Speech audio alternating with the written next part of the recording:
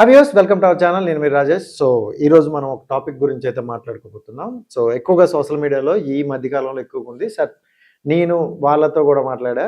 So ఇప్పుడు ఏంటంటే spirit అనే మూవీ ప్రభాస్ సినిమా చేస్తున్నాడు. సో పిచ్చ క్లారిటీ ఉంది. స్పిరిట్ అని కొట్టగానే ప్రభాస్ది వస్తుంది. సో అదే స్పిరిట్ మూవీ మాది అని చెప్పి ఒక రైతులు ఇప్పుడు వాళ్ళు ఛానల్స్ వరకు రావడం అయితే జరిగింది. సో వాళ్ళతో నేను మాట్లాడా. సో స్పిరిట్ దానికి సంబంధించి ఈ కాంట్రవర్సీ అయితే చాలా అంటే చాలా జరుగుతుంది. దానికి సంబంధించి మాట్లాడుకుందాం. సో అసలు ఎక్కడ మొదలైంది ఏంటి అనేది. So spirit is not one అని ఒక టైటిల్తో సినిమా రిజిస్టర్ చేసుకున్నారు. ఆంధ్రాలో రిజిస్టర్ అయింది. దాన్ని ఇక్కడికి వచ్చి కూడా మార్చుకున్నారు అండ్ ఆ షూట్ చేశారు. వాళ్ళు ఒక సినిమా తీయడానికి రైతులు ఒక సినిమా తీయడానికి 10 సంవత్సరాలు కష్టపడి 1,20,00,000 పెట్టి సినిమా తీశారంట. సో అంటే ఇది వాళ్ళ మాటలు చెప్తున్నా. సో 1,20,00,000 పెట్టి సినిమా తీశారు. సో చాలా హ్యాపీగా మంచిగా చేసుకున్నారు. సో కట్ చేస్తే ఈ మధ్యకాలంలో స్పిరిట్ అనే మూవీ మీది కాదు అని చెప్పి వీళ్ళు నోటీస్ ఇచ్చారు. టీ సిరీస్ వాళ్ళు నోటీస్ ఇచ్చారు. సో వాళ్ళు షూట్ అయిపోయింది, అంతా అయిపోయింది, ఇంకా రిలీజ్ దగ్గరలో ఉంది, అంతా డేట్ ప్లాన్ చేసుకున్నారు. ఇంకా రిలీజ్కి మరొక 10 days ఉందనగా వాళ్ళకు నోటీస్ వచ్చింది. సో ఏంటి నోటీస్ అంటే వాళ్ళు కనుక్కుంటే స్పిరిట్ అనే మూవీ మీది కాదు, మీరు రిలీజ్ చేస్తే లీగల్గా మీ మీద యాక్షన్స్ తీసుకుంటాం అని అయితే నోటీసులు వచ్చింది. టీ సిరీస్ నుండి వచ్చింది. సో వీళ్ళు అలా కనుక్కున్నారు. చాలామంది పెద్దవాళ్ళని అడిగారు. పెద్దవాళ్ళని కలిస్తే వాళ్ళు వీళ్ళు చెప్పారు, ఇది మీ సినిమానమ్మా, మీరు ఇలా వెళ్ళండి అన్నారు. సో స్పిరిట్ అనే మూవీ ప్రభాస్ యాక్ట్ చేస్తున్నారు. సో కొంతమంది ప్రభాస్ ఫ్యాన్స్ అని చెప్పుకొని స్పిరిట్ అనే మూవీ ప్రభాస్ది, మీరు ఎలా చేస్తారు, మీరు సినిమా తీసే మొహమా అని కొంతమంది అన్నారని అంటున్నారనమాట. బట్ ప్రభాస్, నాకు తెలిసి ప్రభాస్ ఫ్యాన్స్ కావచ్చు వాళ్ళు చాలా క్లారిటీగా ఉంటారు. ఎందుకంటే ఎవరి మీద దుష్ప్రచారం అనేది, సో ఎవరి మీద కూడా అనవసరమైన ప్రచారం అయితే చేయరు. బట్ ఇక్కడ ఎలా ఏమైందంటే వీళ్ళ పాయింట్ నుండి వీళ్ళు చెప్పుకొని వస్తున్నారనమాట. మేము ఈ సినిమా తీసాం, మాకు ఇంత ఖర్చు అయింది, మేము దాన్ని రిలీజ్ చేసుకుందాం అనుకుంటున్నాం అన్నారు. ప్రభాస్ ఏంటంటే సందీప్ రెడ్డి వంగ వాళ్ళ మేనేజర్ కావచ్చు, ఫస్ట్ వీళ్ళతో మాట్లాడడం జరిగిందంట. సో మాట్లాడిన జరిగిన తర్వాత మీ సినిమా మీదేనమ్మా, నేను మాట్లాడావు అని చెప్పారంట. సో కట్ చేస్తే మళ్ళీ కొన్ని రోజుల తర్వాత ఆయన పిలిచి ఫోన్ చేసి మీరు పెద్ద పెద్ద వాళ్ళతో పెట్టుకుంటున్నారు మీరు అని కొంచెం మాట్లాడడం కూడా జరిగిందంట. ఆ వీడియో క్లిప్స్ కూడా ఆయన ఒక ఇంటర్వ్యూలో చెప్పడం జరిగింది. So spirit is not one అనే ఒక టైటిల్ ఏదైతే ఉందో ఆ టైటిల్ వాళ్ళు రిజిస్టర్ చేసుకొని అన్నీ చేసుకున్నారు. వాళ్ళు అడుగుతుంది ఏంటంటే, అంటే ఇప్పుడు ఎలా అంటే వీళ్ళ పాయింట్ ఆఫ్ నుండి కరెక్టే ఉంది, ఇక్కడ ఏం జరిగింది అనేది ఒక చిన్న కన్ఫ్యూజన్లో ఉన్నారనమాట. సో వాళ్ళు ఏమంటున్నారంటే, మేము 10 సంవత్సరాల నుండి కష్టపడి తెచ్చుకున్న, ఎక్కడ రూపాయి సంపాదించి గొర్రెలమ్మి ఆవులమ్మి అన్నీ తెచ్చుకున్న డబ్బు మేము ఈ సినిమా పెట్టారు. ఆ సినిమాలో ఒక క్యారెక్టర్ వాళ్ళ చిన్న కొడుకు, అంటే ఒక పెద్ద కొడుకు డైరెక్టరు, చిన్న కొడుకు యాక్టరు. ఆ చిన్న కొడుకు అనేవాడు 2022లో అప్పుడెప్పుడో పాము గారు చనిపోయారంట. సో ఆ సినిమాలో ఆ అబ్బాయి యాక్ట్ చేశాడు. ఆ తర్వాత ఓ 2 సంవత్సరాలు వాళ్ళు సినిమా తీయలేదు.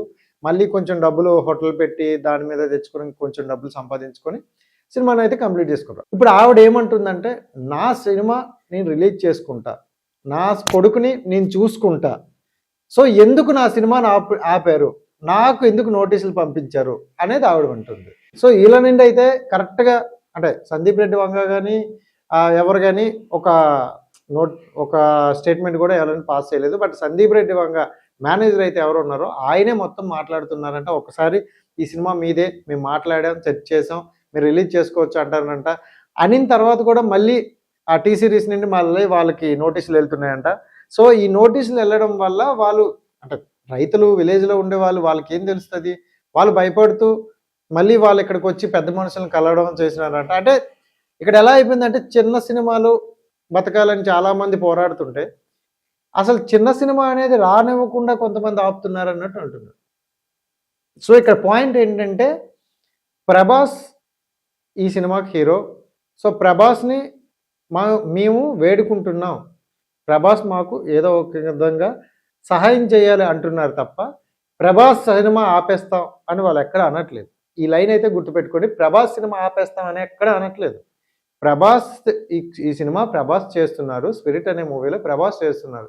మాకు న్యాయం చేయాలి అంటున్నారు ఆళ్ళు. సో కొంతమంది సోషల్ మీడియాలో ప్రభాస్ సినిమానే మీరు ఆపుతారా?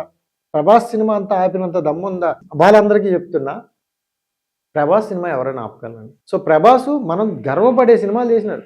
'బాహుబలితో' ప్రపంచ స్థాయిలో ఉంది ప్రభాస్ సినిమా.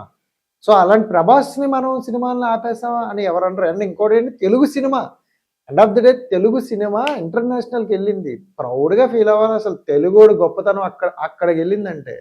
దానికేమో మనం ప్రభాస్‌ని ఆడేస్తాం, ప్రభాస్ సినిమా మనం ఆపుతామని కొంతమంది మాట్లాడుతుంటే అది మరీ మరీ చిన్నతనంగా ఉంది. ఇప్పుడు ప్రభాస్‌ని ఎవరు ఆపలేరు. కాకపోతే ప్రభాస్ సినిమా వేల కోట్లు, బట్ వీళ్ళది 1 కోటే. కానీ ఆ కోటిలో వీళ్ళ కష్టం ఉంది.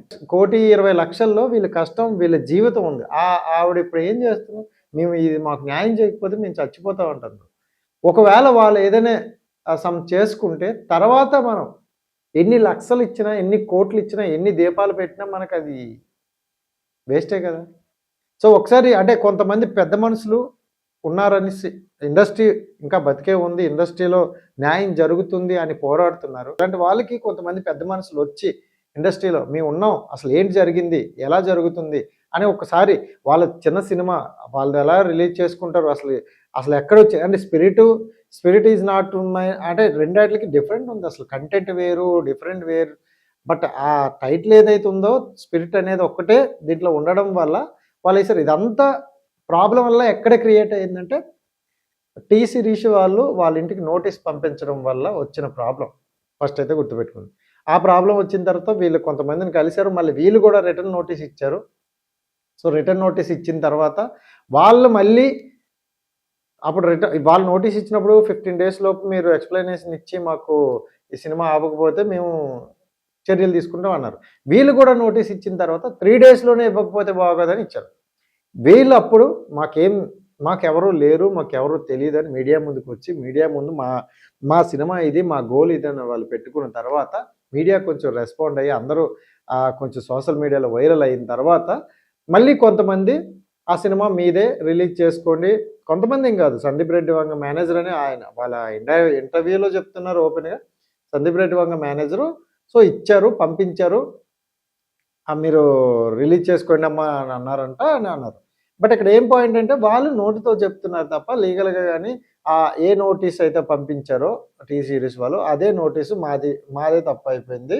సో ఇది మీదే సినిమా, స్పిరిట్ అనే cinema, spirit is not one అనే సినిమా మీదే అని వాళ్ళు లీగల్గా నోటీస్ రావాలని అంటున్నారు. సో ఇప్పుడు ఎలా జరిగిందంటే ప్రభాస్ సినిమాని మీరు ఆపుతారా అని వీళ్ళు అంటున్నట్టు. సో ఇది కొంచెం వైరల్ అవుతుందన్నమాట. ఒక్కసారి మనం ఆలోచించాల్సింది ఏంటంటే, ఒక రైతులు సినిమా మీద ఆవిడికి ఉన్న ప్యాషన్ అంటే 18 సంవత్సరాలు 16 సంవత్సరాల నుండి ఆవిడకి సినిమా తీయాలి, ఎన్నో సినిమాలు చూశారు. అన్ని సినిమాలు చూసి నేను ఒక సినిమా తీయాలనుకున్నారు. దానికోసం డబ్బులు కూడబెట్టుకొని దానికోసం ఆవిడంటూ ఒక క్రియేట్ చేసుకుని తీసింది. అసలు రైతు అనేవాడు కష్టపడి ఒక సినిమా తీసినాడంటే మనం అసలు కనీసం మన సైడ్ నుండి మనం సపోర్ట్ ఇవ్వకపోగా వాళ్ళకి మనం నెగిటివ్గా కామెంట్స్ చేస్తూ నెగిటివ్గా అంటుంటే వాళ్ళకి ఎలా ఉందంటే ఈ సినిమా అనేది పక్కన పెడితే ఇంతేనా సొసైటీలో మరి మంచితనం మానవత్వం అనేది పోయిందా అనే వరకు వాళ్ళు వచ్చేసారు.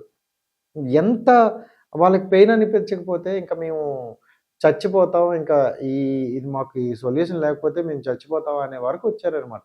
ఒకసారి మనం కూడా ఆలోచించాలి సోషల్ మీడియాలో. సో ఏది పడితే అవి కామెంట్స్ చేస్తూ ఏవి పడితే అవి పెట్టేయకండి. అంటే ఓకే మనకి ఇష్టం, నాకు ప్రభాస్ కానీ అంటే మనకి ప్రభాస్ అంటే ఇష్టం అంటే ప్రభాసే కాదబ్బా, ఏ హీరో అయినా ఒక సినిమా కోసం వాళ్ళు 1 year 2 years కష్టపడతారు, నిద్ర లేకుండా హార్డ్ వర్క్ చేస్తూ డైట్లు చేస్తూ బాడీ పెంచుకుంటూ ఆ సినిమాకి ఆ క్యారెక్టర్కి ఎలా ఉండాలో అలా.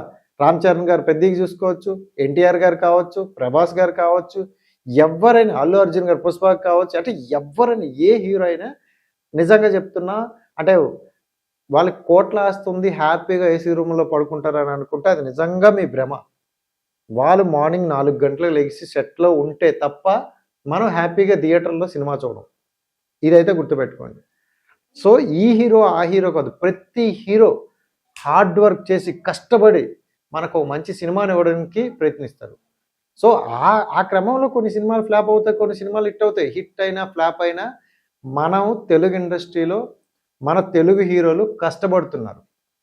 చిరంజీవి గారు, బాలకృష్ణ గారు, వెంకటేష్ గారు, నాగార్జున గారు ఆ టైంలో ఎంత కష్టపడి కొంతమందికి వాళ్ళ నటనతో కావచ్చు ఎంటర్టైన్మెంట్ చేయాలనుకున్నారు. ఈ టైంలో ఇప్పుడున్న ఈ యంగ్ హీరోలు అనేవాళ్ళు వాళ్ళకి మించి కష్టపడుతున్నారు. ఎందుకంటే అప్పట్లో మనకు ఆ సిక్స్ ప్యాక్లు అంటూ లేకపోతే ఇలా మేకింగ్ అంటూ ఉండేది, స్టోరీ లైన్ బట్టి ఉండేది.